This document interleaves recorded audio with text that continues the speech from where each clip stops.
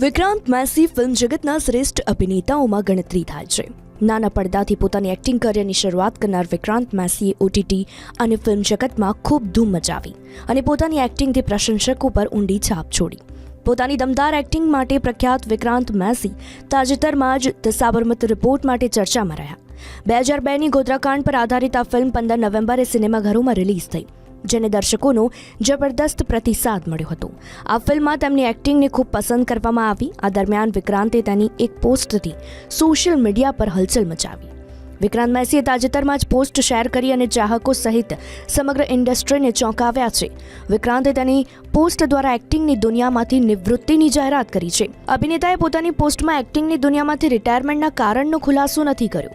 એવામાં ચાહકો પણ જાણવા માંગે છે કે વિક્રાંતે અચાનક આ નિર્ણય કેમ લીધો, જ્યારે તેની ફિલ્મો દર્શકો તરફથી સારો પ્રતિસાદ પણ મળી રહ્યો હતો. વિક્રાંતના આ નિર્ણયથી નિરાશ તેના ચાહકો કોમેન્ટ્સ કરી રહ્યા છે અને આટલી જલ્દી એક્ટિંગની દુનિયામાંથી નિવૃત્તિ લેવાનું કારણ પૂછી રહ્યા છે.